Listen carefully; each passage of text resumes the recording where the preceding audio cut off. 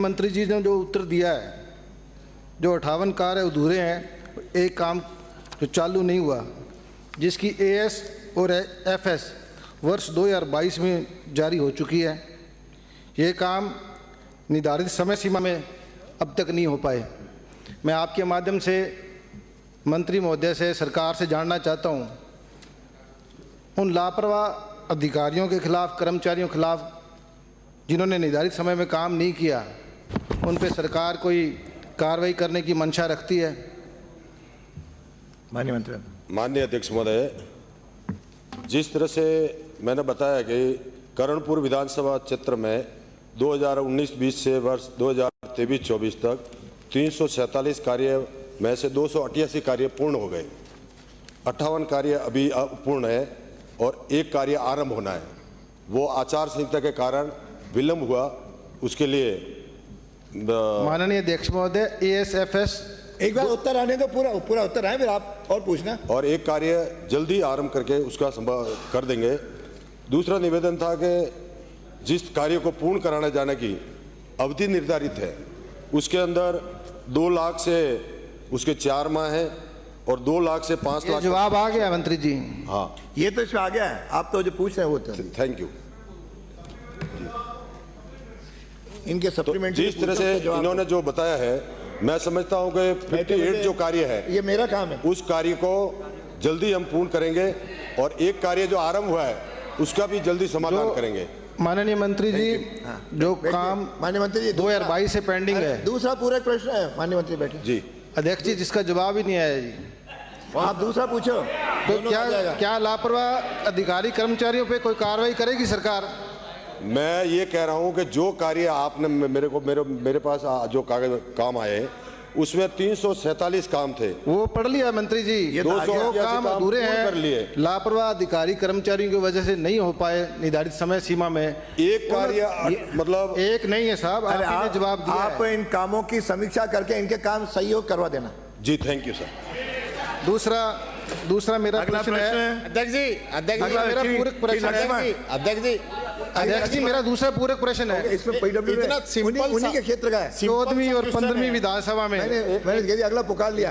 हाँ, तो अगले प्रश्न आप बोलो। श्री लक्ष्मण, प्रश्न संख्या 23। नहीं, वो सप्लीमेंट्री पूछ रहे हैं सर। मेरा दूसरा सप्लीमेंट्री, तो मैं पूछता हूँ उनका दूसरा। दो पूछ ले भाई। सिंपल सी बात है, उन्होंने कहा जांच करवा के कर देंगे जो इन्होंने कहा। अध्यक्ष जी, बड़ा गंभीर प्रश्न बचा ही नहीं उसमें। सारे माननीय विधायक जो है, अगले में आप बैठिए। अगला, सारे जो विधायक हैं वो अभिशंसा भेजते हैं, उसकी तय सीमा है। अरे हो गई तय सीमा में जो अधिकारी काम पूरा नहीं कर रहे हैं उस पे सरकार एक्शन लेगी या नहीं लेगी, इतना ही तो पूछा है। मैंने कह दिया एक्शन लेंगे। अरे मैंने मैंने व्यवस्था दे दी। आप इनको आदेश करो। मैंने व्यवस्था दे दी, उसके बाद क्या बचता है? माननीय अध्यक्ष महोदय, एक सेकंड।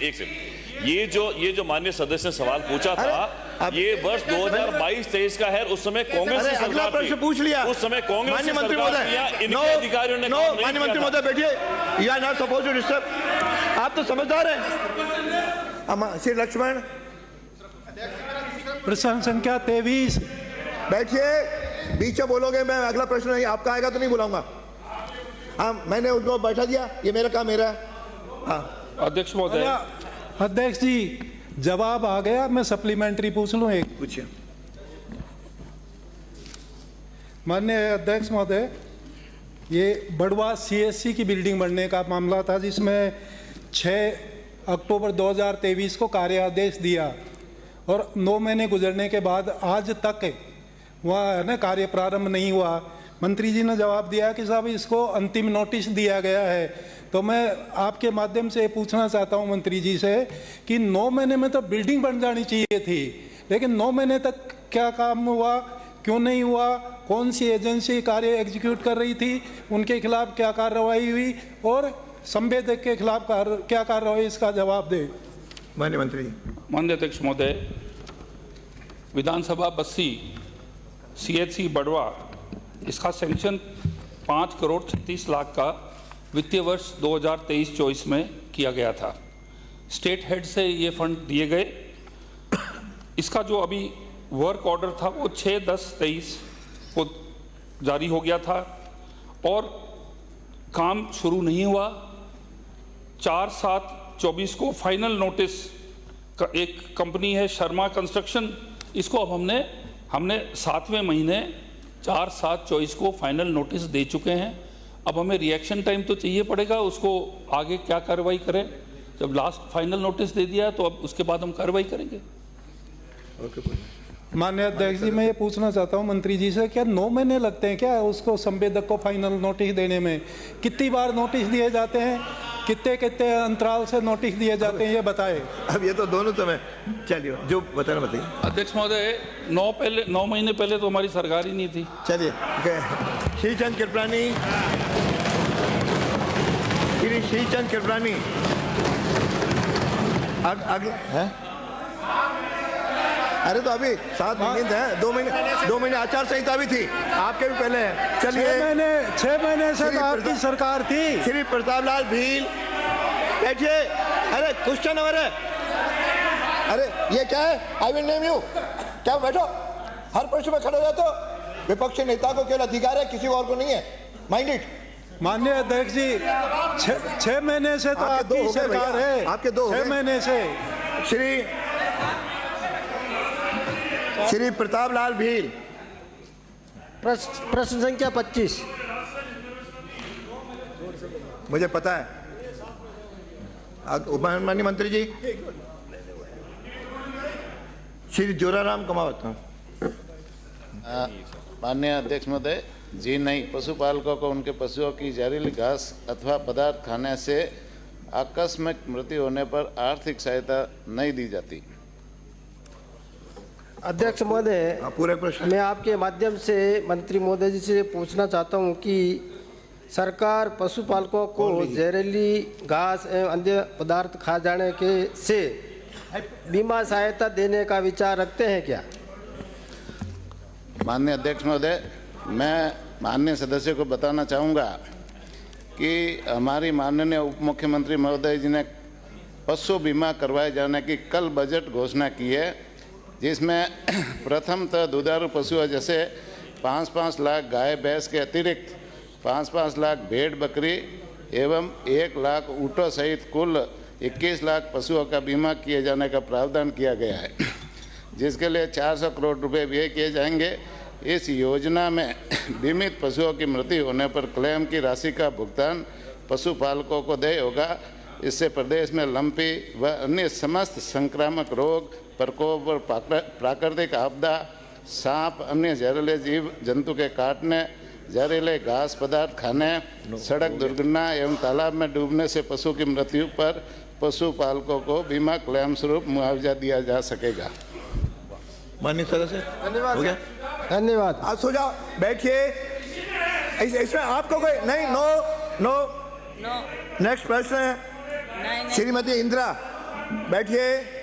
प्रश्नकाल में नहीं है अनुमति, सिवाय प्रश्नकाल में अनुमति नहीं है। आप पुराने हैं।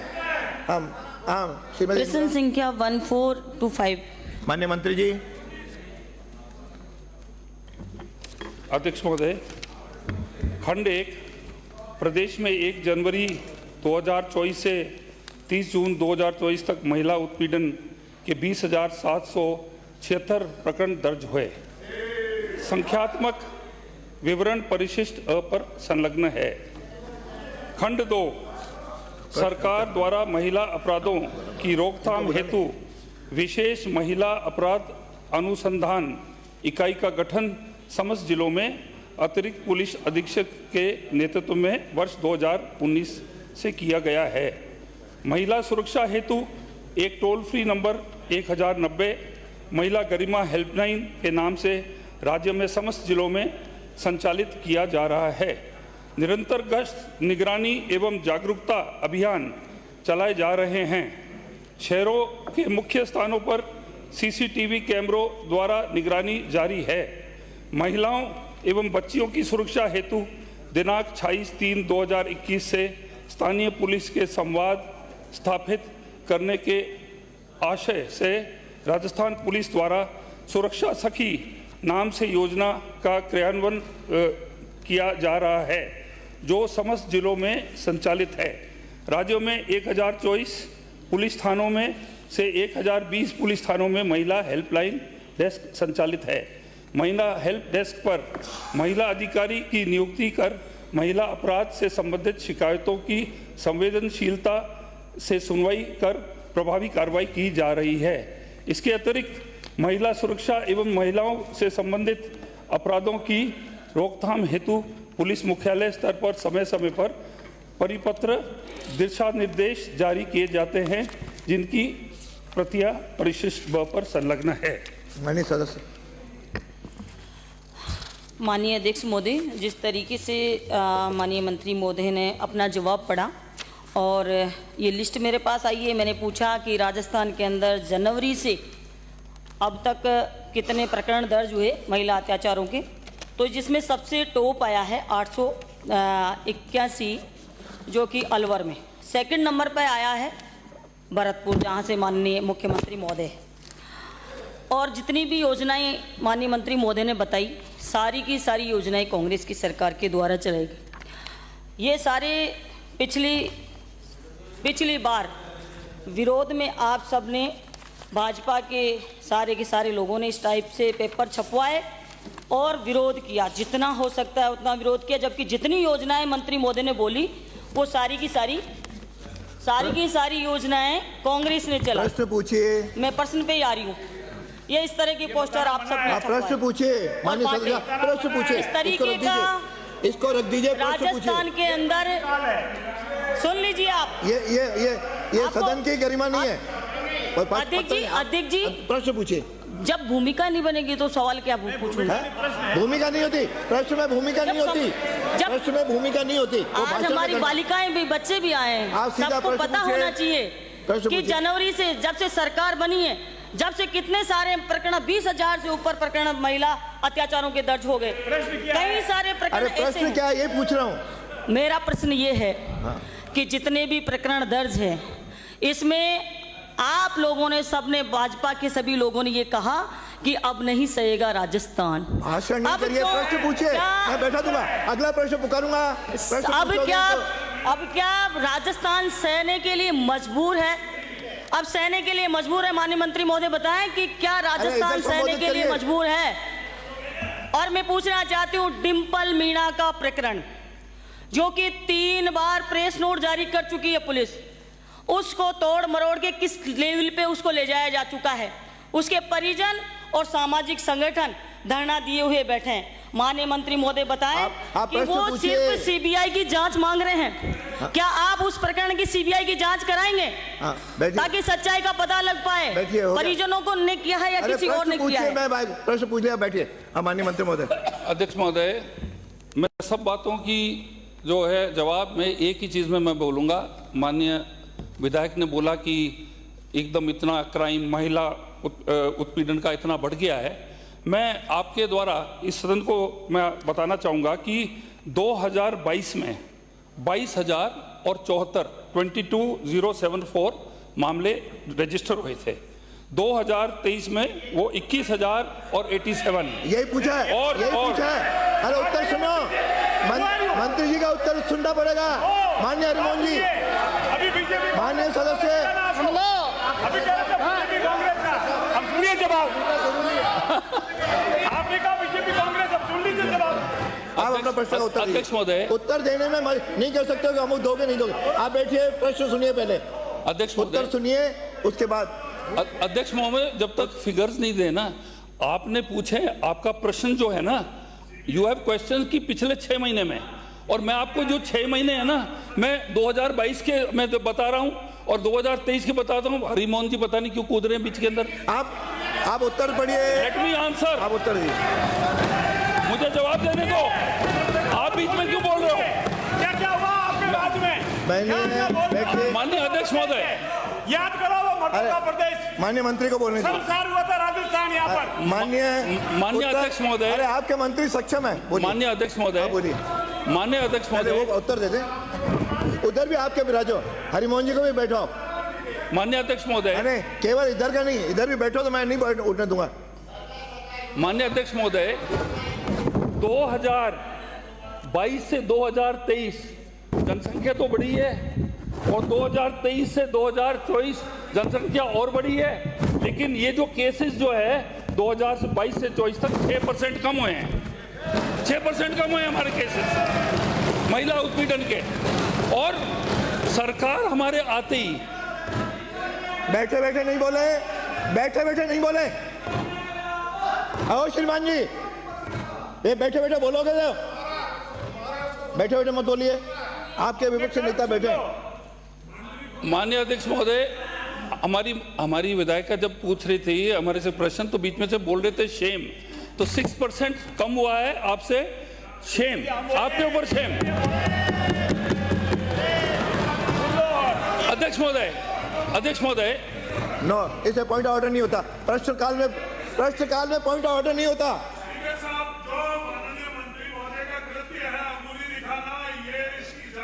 आप लोग शेम बोल सकते हैं, आप लोग शेम बोल सकते हैं, आप लोग शेम बोल सकते हैं। माननीय सदस्य, मैं अगला प्रश्न पुकारूंगा। मैंने बैठिए, आप अनुभवी आते हैं, बैठिए। अगला अध्यक्ष महोदय, शेम कहते।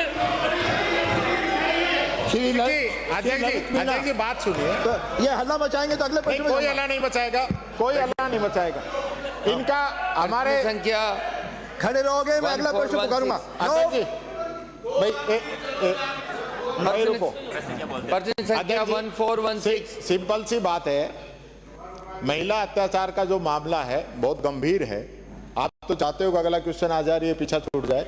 मैं माननीय मंत्री जी ने जो जवाब दिया है खंड ब में, आपने जो परिशिष्ट लगाया है ना, पहला है 10/8/23, दूसरा है 9/5/22, तीसरा है 12/5/14, चौथा है 20/8/9, उससे आगे है 20/12/12, उससे बाद में 26/3/21, उसके बाद में है 22 जून 2006, और उसके बाद है ये सारे परिशिष्ट आपने साथ लगा के दिए हैं जो आपने नए सरकार ने डायरेक्शन दिए हैं। इनमें एक भी डायरेक्शन मौजूदा सरकार की हो तो आप बता दो, एक भी डायरेक्शन।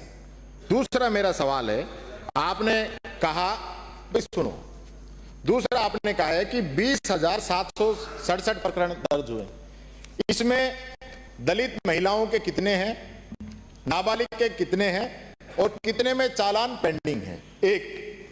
दूसरा, इसमें दलित महिलाओं को सरकार कोई पैकेज देती है तो कितना पैकेज अभी पेंडिंग है, कितनी महिलाओं को, ये मैं पूछ रहा हूं। एक क्वेश्चन और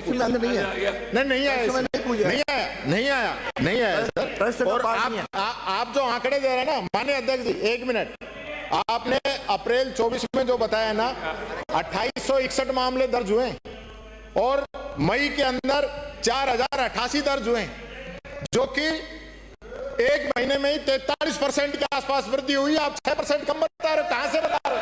ये आंकड़े कहां से आ रहे हैं? माननीय तो कुछ कहेंगे? कुछ हकीकत जो है वो सदन को गुमराह ना करे, सही चीज बताए। जवाब सुनिए। अरे माननीय मंत्री महोदय, कुछ कहेंगे? माननीय अध्यक्ष महोदय, बेसिक इशू ये है कि हमारी सरकार आने के बाद में हमने क्या किया। मैं बता रहा हूं कि हमारे 7,400 ऐसे स्थान हमने चिन्हित किए हैं जहां पर लेडीज का मूवमेंट ज़्यादा होता है। शॉपिंग मॉल्स हैं, आपके पार्क्स हैं, आपके सिनेमा हाउसेज हैं, ये जितने भी जहां हैं शॉपिंग एरियाज के अंदर हमने, और 20,615 नए CCTV जो कैमरास जो हैं हमने डिपार्टमेंट ऑफ DOIT से हमने ऑर्डर कर दिए हैं। पहले केवल जो है एक पूरे 11,500 ही कैमरा थे, हम 20,000 अतिरिक्त लगा रहे हैं, और 200 जो महिलाएं की स्क्वाड है उनको 200 को मोटरसाइकिल वायरलेस कैमरा जैकेट के ऊपर लगा के। अब ये पूछेंगे, आप बैठे। नो, अगला प्रश्न श्री ललित मीणा। संख्या 1416 1416। जवाब दो। पूछे 1416। माननीय मंत्री महोदय, अरे आप जवाब दो। मंजू में ठीक है, आप उत्तर पढ़िए।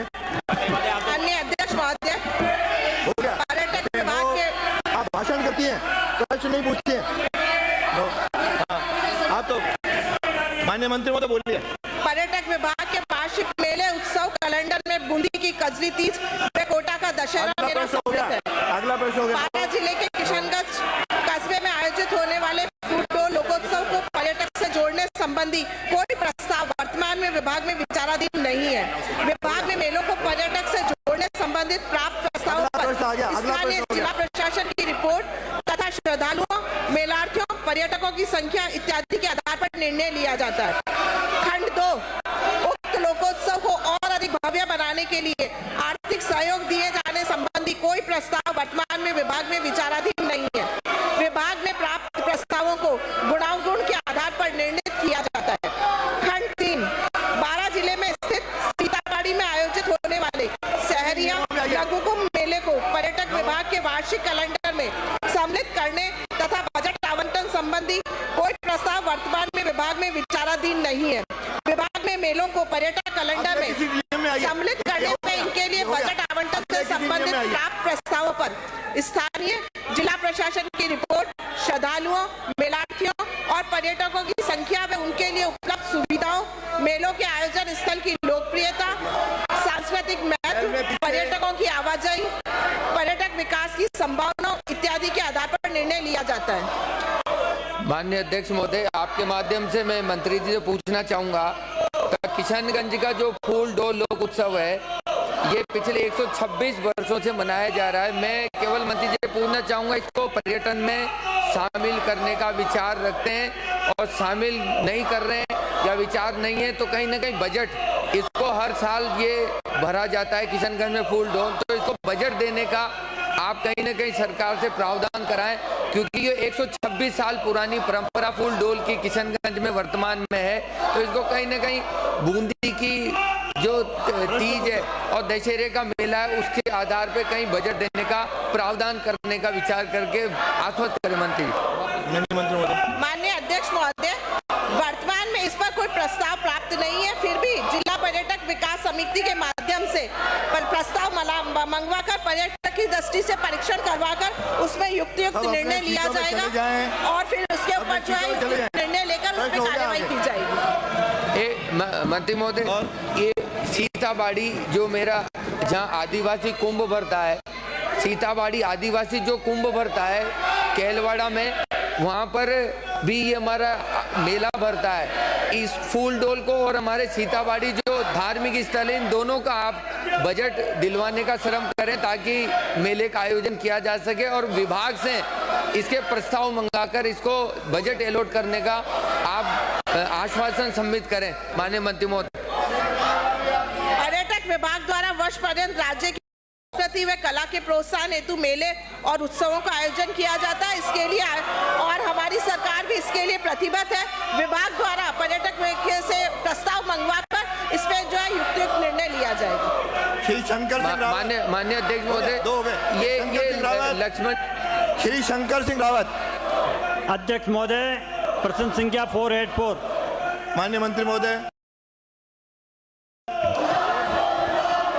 माननीय अध्यक्ष महोदय, खंड 1, नवीन जिला ब्यावर में मेडिकल कॉलेज खोलने का प्रस्ताव वर्तमान में विभाग में विचाराधीन नहीं है, तथापि भविष्य में नीतिगत निर्णय होने के उपरांत गुणानुगुण के आधार पर मेडिकल कॉलेज खोले जाने पर विचार किया जाएगा। अध्यक्ष महोदय, मेरा निवेदन है कि ब्यावर में मेडिकल कॉलेज खोलना बहुत अति आवश्यक। चार तरफ के स्टेट हाईवे रोड का चौराहा है और उस जगह पर 4 जिलों के मरीज आज भी किसी अस्पताल में मिलेंगे, इसलिए स्टाफ की कमी रहती है। मेरा सरकार से आग्रह है आपसे कि ब्यावर में मेडिकल कॉलेज खोलने के लिए माननीय मंत्री महोदय से आदेश कराने का खिदमत करा। माननीय मंत्री महोदय। माननीय मंत्री महोदय। माननीय अध्यक्ष महोदय, बेसिक हमारा नियम है कि एक जिले में एक मेडिकल कॉलेज होना चाहिए। हमारे 33 जिले हैं। सर्वप्रथम हमारे 6 डिविजनल हेडक्वार्टर्स पे मेडिकल कॉलेज खुले, उसके बाद फेज 2 में 7 मेडिकल कॉलेज खुले, जो ये 7 और 6 13 फंक्शनल हैं। 15 जो हैं, जो 20 स्वीकृत हुए 15 और बने और 5 के डीपीआर जो है वो प्रिपेयर हो रहे हैं। 5 करोड़ पर डीपीआर 12 बांसवाड़ा, नागौर, झुंझुनू और सवाई माधोपुर में अभी इस वर्ष जो है कंप्लीट हो जाएंगे। जो 17 नए जिले बने हैं अध्यक्ष महोदय, उनके अंदर जो है हम आगे बढ़ रहे हैं और इसका भी हम ले रहे हैं। और ब्यावर जो है अभी अजमेर से 55 किलोमीटर, भीलवाड़ा से 110 और पाली से 125 किलोमीटर है। तो मेडिकल कॉलेज है, पर सब जिलों में बनेंगे और जब बनेंगे तो ब्यावर में भी बनेगा। श्री भागचंद टाकड़ा, आपके 2 प्रश्न। श्री भागचंद टाकड़ा। माननीय अध्यक्ष श्री भागचंद, प्रश्न संख्या 1248। माननीय मंत्री महोदय। माननीय अध्यक्ष महोदय, जी नहीं, राजस्थान भू राजस्व अधिनियम 1956 की धारा जाइए, आपसे निवेदन करता हूँ अपनी सीटों में जाइए। कृषि प्रयोजनों के लिए उपयोग से संबंधित है, जबकि राज्य में ग्राम पंचायतों की राजस्थान पंचायती राज अधिनियम 1996 के तहत स्वयं के स्वामित्व की आबादी भूमि के ही जारी किए जाने का अधिकार प्राप्त है। यदि धारा 91 के तहत कृषि भूमि को आबादी में स्थानांतरित किया जाता है वह उक्त रूपांतरित आबादी भूमि राजस्व रिकॉर्ड में संबंधित ग्राम पंचायत के नाम दर्ज करवा दी जाती है, तो ऐसी भूमि का पट्टा संबंधित ग्राम पंचायत द्वारा वर्तमान प्रावधानों के तहत दिया जा सकता है। इसलिए शहरी निकायों की भांति ऐसा प्रावधान किए जाने की आवश्यकता प्रतीत नहीं होती है। माननीय मंत्री महोदय, आप ये बताएं कि जब शहरी निकाय और ग्राम पंचायत के एक समान कानून है और एक समान संविधान है, तो यह भिन्नता क्यों? आप यह बताएं कि ग्राम पंचायत में वर्षों से पीढ़ी दर पीढ़ी जो लोग परिवार रह रहे हैं, स्वयं की खातेदारी में रह रहे हैं, किस्म परिवर्तन करा के मकान पक्के निर्माण बना रखे हैं, ग्राम पंचायत की आबादी में रह रहे हैं, उनको पट्टा जारी करने हेतु सरकार के नियमों में संशोधन कराने पर विचार रखती है कि नहीं? माननीय मंत्री महोदय। माननीय अध्यक्ष महोदय, स्पष्ट सुनाई दी है, दोबारा माननीय सदस्य से कहूंगा कि दोबारा बोले। माननीय मंत्री महोदय, जब शहरी निकाय और ग्राम पंचायत का एक समान कानून है, एक संविधान है, तो भिन्नता क्यों? आप यह बताएं कि ग्राम पंचायतों में वर्षों से पीढ़ी दर पीढ़ी जो परिवार रह रहे हैं, उनकी स्वयं की खातेदारी में किस्म परिवर्तन करा के मकानों के पक्के निर्माण कर चुके हैं, और ग्राम पंचायत की आबादी में 50 सैकड़ों वर्षों से लोग रह रहे हैं, उनको पट्टे जारी करने हेतु सरकार के नियमों में संशोधन करने का विचार रखती है क्या? माननीय मंत्री महोदय। माननीय अध्यक्ष महोदय, पंचायत राज में ये प्रावधान है कि कोई किसी के खेत में वो मकान बनाता है तो 500 वर्ग गज तक का बना लेता है, उसको पट्टा लेना है तो उसको सरेंडर करना पड़ता है ग्राम पंचायत में, फिर ग्राम पंचायत उसका पट्टा बना देती है। इसलिए पट्टे दिए जा रहे हैं, पट्टे देने में कोई व्यवधान नहीं है, न कोई रोक है। माननीय मंत्री महोदय, जिन गांवों की आबादी कटी हुई है, जब आबादी कटी हुई है और आबादी में पट्टी देने पर विचार रखती है कि नहीं, उनके नियमों में संशोधन करके पंचायत नगर पालिका की तर्ज पर। आ गया। माननीय मंत्री, कुछ कहना है? माननीय महोदय, इन्होंने कहा कि आबादी से सटी हुई है, पंचायत राज का काम इतना ही है कि आबादी में जो जमीन होती है उसी के पट्टे देती है, परंतु जो खेत हैं, खेतों में मकान बनाए हुए हैं, तो ये नियम है कि मकान बना सकते हैं, लेकिन पट्टा लेने के लिए उस जमीन को उसको पंचायत को समर्पित करना पड़ेगा, सरकार को समर्पित करना पड़ेगा, फिर सरकार आबादी में कन्वर्ट करेगी तो हम पट्टा दे सकते हैं। डॉक्टर शैलेश सिंह, नहीं दो हो गए। डॉक्टर शैलेश सिंह। माननीय अध्यक्ष महोदय, मैं आपके माध्यम से प्रश्न संख्या 30। हाँ, माननीय मंत्री महोदय। अध्यक्ष महोदय, जी नहीं, वर्तमान में राजकीय पशु प्रजनन केंद्र कुमेर में गौशाला संचालित नहीं है, इसलिए राजस्थान गौ संरक्षण एवं संवर्धन निधि नियम 2016 संशोधित 2021 के अंतर्गत सहायता राशि देय नहीं है। माननीय अध्यक्ष महोदय, मैं आपके माध्यम से मंत्री जी के ध्यान में लाना चाहूँगा कि रियासत काल से कुम्हेर में गौशाला संचालित थी। सन 1961 में 1961 में राज्य सरकार के अधीन आई और पशुपालन विभाग के नियंत्रण में दे दी गई। उसके बाद से 2021 में जो अधिनियम जारी हुआ उसमें गौशालों को अनुदान देने का प्रावधान खत्म कर दिया गया। लेकिन डी कुम्हेर में इस कुम्हेर की जो गौशाला है इसके पास 886 बीघा पूछिए क्या चाहते हैं मंत्री? 886 बीघा जमीन उपलब्ध है, जिसमें से नगर पालिका क्षेत्र में 3.71 हेक्टेयर जमीन आती है। मैं मंत्री जी से मांग करूंगा कि इसमें गौशाला के अनुदान देकर इस जमीन को जो नगर पालिका क्षेत्र में आ रही है उसको गौशाला के लिए आवंटित कर दें, जिससे और नगर पालिका को नोडल एजेंसी उसमें बना दें, जिससे उनका अनुदान मांग नहीं होती, गौशाला से आता रहे। माननीय अध्यक्ष महोदय, श्री मनीष यादव हो गया आपका, देना है कुछ बोलना है?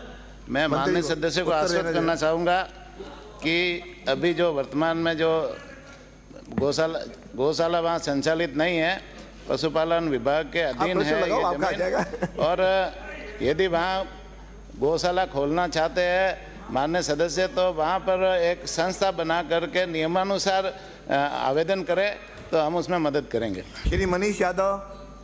प्रश्न संख्या 891 उत्तर प्राप्त हो गया। चलिए पूरे प्रश्न पूछिए। माननीय अध्यक्ष महोदय, मैं सरकार से पूछना चाहता हूं कि सरकार ने अपने घोषणा पत्र ऑब्लिक नीतिगत दस्तावेज में स्पष्ट रूप से अंकित किया है कि आंगनबाड़ी कार्यकर्ता का मासिक वेतन 13,000 रुपये, आंगनबाड़ी सहायिका का 6500 व आशा सहयोगिनी कार्यकर्ता का 6,000 रुपये करेंगे। तो सरकार अपने घोषणा पत्र अनुसार ये मानदेय कब तक तय कर देगी?